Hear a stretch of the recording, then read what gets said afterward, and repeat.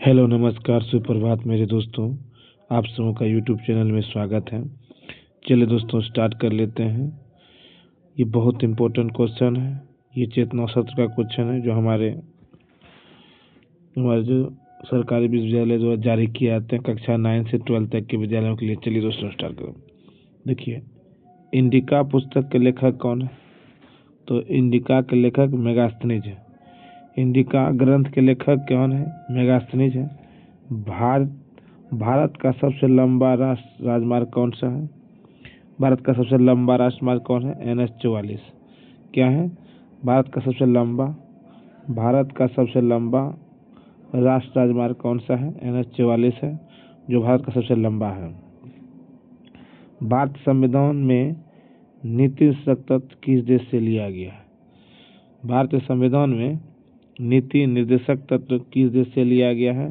तो ये आयरलैंड से लिया गया है। कहाँ से लिया गया है? आयरलैंड से लिया गया है। भारत संविधान में नीति निर्देशक तत्व किस देश से लिया गया? आयरलैंड से लिया गया है। अगला देखिए क्वेश्चन, कंप्यूटर की अस्थायी स्मृति क्या कहलाती है? तो रोम कहलाते हैं। कंप्यूटर की अस्थायी स्मृति क्या कहलाता है? रोम कहलाता है। क्या कहलाता है? रोम कहलाता है। कंप्यूटर की अस्थायी स्मृति क्या कहलाता है? रोम कहलाता है। और देखिए, मानव शरीर में सबसे अधिक मात्रा में पाया जाने वाला तत्व कौन सा है? तो ऑक्सीजन है। मानव शरीर में सबसे अधिक मात्रा में पाया जाने वाला तत्व कौन सा? ऑक्सीजन है।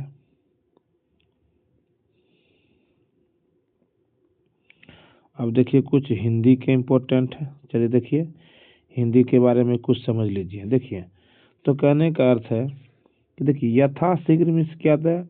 जितनी जल्दी हो सके। यथाशीघ्र का अर्थ क्या होता है? जितनी जल्दी हो सके। यथावत का हिंदी क्या होता है? बिना परिवर्तन के। यथावत मीन्स क्या होता है? यथावत का अर्थ क्या होता है? बिना परिवर्तन के। और यथाशीघ्र का क्या अर्थ होता है? जितनी जल्दी हो सके। यथाशीघ्र का अर्थ क्या होता है? जितनी जल्दी हो सके। और यथावत का अर्थ होता है बिना। यथावत का अर्थ क्या होता है? यथावत का अर्थ क्या हो गया कि बिना परिवर्तन के।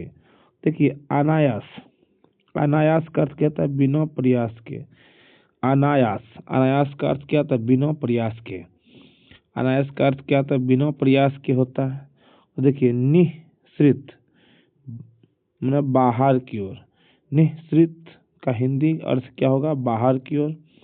और कदाचित का अर्थ होता है शायद, कभी कभी। कदाचित का अर्थ क्या होता है? तो कदाचित का अर्थ होता है शायद, कभी कभी। चलिए देखिए थोड़ा सा इंग्लिश का इम्पोर्टेंट है। देखिए कह रहा है कि टू सम एक्सटेंट, कुछ हद तक। To some extent. To some extent का हिंदी क्या होगा? कुछ हद तक। और एबव ऑल का अर्थ क्या होता है? सबसे बढ़कर। एबव ऑल, सबसे बढ़कर। एबव ऑल का हिंदी क्या होता है? एबव ऑल का हिंदी क्या होता है? सबसे बढ़कर। एटलीस्ट, कम से कम। एटलीस्ट का हिंदी क्या होता है? कम से कम। एटलीस्ट मीन्स क्या होता है? कम से कम। और इन जनरल मीन्स क्या आता है? सामान्यतः। इन जनरल मीन्स क्या आता है? सामान्यतः। इन जनरल मीन्स क्या आता है? सामान्यतः। और एज ए रिजल्ट, परिणाम स्वरूप। एज ए रिजल्ट मीन्स क्या आता है? परिणाम स्वरूप। एज ए रिजल्ट मीन्स क्या आता है? परिणाम स्वरूप। चलिए दोस्तों कुछ बिहार से इम्पोर्टेंट क्वेश्चन चलिए समझ आते हैं, बिहार से संबंधित है। चलिए आगे दोस्तों। देखिए कह कि मगध साम्राज्य की पहली राजधानी कहाँ थी? राजगीर या गिरिवृष थी? तो मगध साम्राज्य की पहली राजधानी कौन सी थी? तो राजगीर या गिरिवृष था। मगध साम्राज्य की पहली राजधानी कौन सी थी? राजगीर या गिरिवृष थी। और देखिए शेर शाह का वास्तविक नाम क्या था? फरीद खां था। शेरशाह सूरी का वास्तविक नाम क्या था? फरीद खां था। शेरशाह सूरी का वास्तविक नाम क्या था? फरीद खां था। और बिहार का कुल क्षेत्रफल कितना है? तो 94,163 वर्ग किलोमीटर। बिहार का कुल क्षेत्रफल कितना है? 94,163 वर्ग किलोमीटर है। और बिहार का पहला केंद्रीय विश्वविद्यालय कौन सा है? तो केंद्रीय विश्वविद्यालय गया। बिहार का पहला केंद्रीय विश्वविद्यालय कौन सा है? तो केंद्रीय विश्वविद्यालय गया। तो बिहार का पहला केंद्रीय विश्वविद्यालय कौन सा है? तो केंद्रीय विश्वविद्यालय गया। और बिहार के पहले राज्यपाल कौन थे?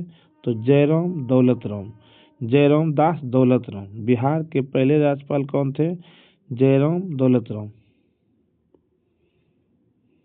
तो दोस्तों, अगर वीडियो अच्छा लगे तो चैनल को सब्सक्राइब कर दीजिए, लाइक कर दीजिए, शेयर कर दीजिए।